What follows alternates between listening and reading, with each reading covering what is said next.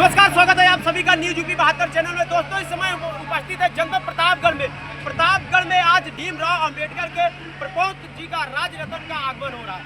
ऐसे में हमारे साथ जो है आप लोग देख रहे होंगे यहाँ पर जो है काफी लोग उपस्थित, सीधे उन सभी से जुड़ेंगे और बातचीत करेंगे। स्वागत है आपका हमारे चैनल में। क्या नाम हुआ आपका? सर जी सर, आज जो हम है ना उनकी बदौलत है। नहीं किसी 4-5 उठ जाते थे, लेकिन जब हमारे बाबा साहब मुंबई से, मैं हूँ मुंबई से, लेकिन जब मुंबई से मैं आया हूँ। अच्छा, मुंबई से आए हैं? हाँ सर, मुंबई में ड्राइव करता हूँ, मुंबई में रहता हूँ, मेरा सब कुछ वही है। लेकिन जो कुछ सीखा है मैंने वो उन्हीं की बदौलत सीखा हूँ सर। मैं मुंबई से किस लिए आया हूँ? अब उनकी बदौलत हम खड़े होते, हम आप 1000 को जूता 1500 को जूता नहीं पहनते सर। ओके, इसके लिए वो लोग हमें नहीं, मैं ड्राइवर वक्त सर, मैं ऑल इंडिया घूमता हूँ, मेरे को नहीं बताने का सर। 1 मिनट, मैं ड्राइवर वक्त हूँ। और भी लोग हैं, उनसे भी जुड़ लेते हैं। क्या जी, आज अपने डॉक्टर भीमराव के जो प्रपोत जी हैं, अपने राजरतन जी प्रतापगढ़ में क्या कहना चाहेंगे? धन्यवाद। प्रतापगढ़ है, यहाँ इसमें जिक्र होता है कि भगवान बुद्ध इसी रास्ते से कौशाम्बी के लिए यात्रा किए थे। और हम लोग धन्य है कि आज हमारे पूज्य बाबा साहब अम्बेडकर के प्रपोते राजरतन अम्बेडकर जी का आगमन है प्रतापगढ़ में। बहुत बहुत साधुवाद। लेकिन इस मंच के माध्यम से, इस स्थान के माध्यम से हमें एक चीज़ की पीड़ा हो रही है कि आज यहाँ इस जिले में 2 संगठन काम कर रहे हैं जी। तो एक के चलो गाँव की ओर इसके संगठन के जो मेंबर हेड हैं आप केडी गौतम जी, और इधर संयोजक हैं आप सूर्यपुरता पौधाचार। ये तो जो संगठन है, दोनों जितना जनसैलाब इधर दिख रहा है उतना भी आप आदि हाल में भी दिख रहा है, वहाँ हम भी गए देख के आ रहे हैं। तो अगर ये दोनों संगठन के लोग एक ही मंच के तले, एक पैनल के तले आए होते तो प्रतापगढ़ में एक अम्बेडकरवादी का इतिहास रचा जाता। और बाबा साहब अम्बेडकर का एक ही सपना था, शिक्षित बनो, संगठित और संघर्ष करो, 3 ही मंत्र थे। हम जहाँ तक जान रहे हैं कि केडी गौतम जी भी और सूर्यपुरता पौधाचार जी भी दोनों लोग बाबा साहब के मिशन से हट चुके हैं। क्योंकि अगर वो शिक्षित बनो, संगठित और संघर्ष करने के पैनल तले कार्य करते तो आज एक संगठन पे एक मंच पर करते। और बहुत अच्छा लग रहा है कि हमारे समाज के लोग आए हैं। अभी एक छोटा सा भाई भी आपके सामने इंटरव्यू दिया, हम उस भाई को भी बोले कि ठीक है, हम अपनी बात रखते हैं, संवैधानिक तरीके से बात रखते हैं, लेकिन हमको पढ़ने की ज़रूरत है, हमको बोलने और नारे लगाने की ज़रूरत नहीं है। क्योंकि नारे लगाने से अगर उद्धार होता तो सदियों से हमारे समाज के लोग नारा लगाते हैं। नारा लगाने से उद्धार नहीं होगा। बाबा साहब की जय भीम करने से उद्धार नहीं होगा। हमको जय भीम की ताकत को, एक कलम की ताकत को बनाना होगा और पढ़ लिख कर बाबा साहब के सपने को पूरा करने की ज़रूरत है। सबको पढ़ना है, सबको आगे बढ़ना है। क्योंकि अगर जय भीम बोलने से उद्धार होता या कलावा पढ़ने से उद्धार होता तो उद्धार नहीं होता। बाबा साहब को संविधान बनाने में ऐसे ही नहीं जाने दिए। बाबा साहब को 6-7 लोग चुनकर भेजे संविधान सभा में। बाबा साहब ऐसे व्यक्ति थे जिन्होंने, बाबा साहब को यहाँ के ब्राह्मणों ने उनको संविधान बनाने नहीं दिया। बाबा साहब ने मुंबई के प्रेसिडेंसी से चुने गए। बाबा साहब ने 2 जगह से चुनाव लड़ा, तब बाबा साहब ने संविधान सभा में गए। और इस मंच के समाज आपके माध्यम से एक बात कहना है कि यहाँ के ब्राह्मणों ने बाबा साहब को संस्कृत नहीं पढ़ने दिया। बाबा साहब देश गए, 5 जर्मन भाषा में यहाँ की संस्कृत को पढ़ा, और जर्मन भाषा से जब बाबा साहब संस्कृत पढ़ के आते हैं तब इनके ग्रंथों के जो खंडन करते हैं बाबा साहब। तो हम अपने बहुजन साथियों से यही कहेंगे कि हमको किसी को खाना चढ़ाने की बात नहीं, हमको आगे बढ़ना है तो हमको पढ़े लिख के आगे बढ़ना है। हमको किसी को नीचा और ऊंचा नहीं दिखाना, ना किसी के गाली गलौज करना है, किसी की बुराई करना है। बुद्ध कहते हैं कि चुगली नहीं करना चाहिए। तो हमको चुगली से परे होकर अपने कार्य को, अपने बहुजन सम्मान को, अपने बहुजन सम्मेलन को आगे बढ़ाते हुए अपने भाइयों से यही कहेंगे कि आप लोग पढ़िए, जो पढ़ेगा वही पढ़ेगा, नहीं तो नहीं पढ़ेगा। क्योंकि बाबा साहब ने कहा था शिक्षा व सैनिक का दूध है, जो जितना पिएगा उतना दहाड़ेगा। इसीलिए हम अपने भाइयों से कहेंगे आप पढ़ाई करिए।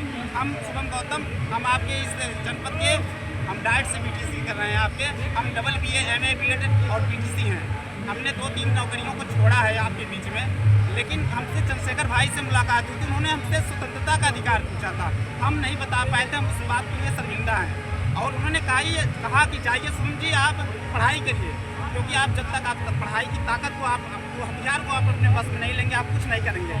अभी हमारे कुछ भाई जय भीम कर रहे हैं, यहाँ जय भीम कर रहे हैं, अभी जाएंगे वहाँ रास्ते में 70-75 रुपये की दारू पीते हैं, मस्त हो जाते हैं। तो बाबा साहब का सपना यहाँ जय भीम करने से नहीं पूरा होगा। बाबा साहब का सपना आपको घर में देखना होगा, कौन सा बच्चा पढ़ रहा है, कौन सा बच्चा नहीं पढ़ रहा है, कितने लोग हमारे समाज के जागरूक हैं। हर वह बेटा नालायक है जो जिसकी माँ न पढ़ाया और अपने माँ को अपना नाम लिखाना नहीं सिखाया, हर वो बेटा नालायक है। तो बाबा साहब के सम्मान की यात्रा नहीं है, बाबा साहब को बच्चे नहीं और नालायक बच्चा है बाबा साहब का। बाबा साहब का बच्चा वही है जो बच्चा पढ़ रहा है, जो अपने समाज के हित में सदैव पढ़ाई के लिए लड़ रहा है। किसी संयोजन, किसी आयोजन के लिए नहीं कि जय भीम करना है, हमको सिर्फ पढ़ना है, पढ़ लिख के आगे बढ़ना है, बस यही हमारा। अच्छा, एक प्रश्न और है कि समाज में कहीं ना कहीं कुछ जात विवाद को लेकर बातें चलती रहती है, क्या कहना चाहेंगे? देखिए, बाबा साहब ने कहा था कि बाबा साहब पहले एक उदाहरण है जिन्होंने सविता तिवारी से अम्बेडकर से शादी की थी, ब्राह्मण में रहती थी। लेकिन हम एक इस मंच के आपके माध्यम से कहेंगे कि जातियाँ, बाबा साहब ने कहा कि जाति है कि जाति नहीं, हमको जातियों से परे होकर हमको एजुकेशन लेना है। जब आप एजुकेशन लेते हैं, आपको शिक्षा की ताकत मिलती है, तो आपको कोई ताकत नहीं रोक सकती, कोई मास्टर चाबी नहीं बनी है जो शिक्षा को रोक सकती है।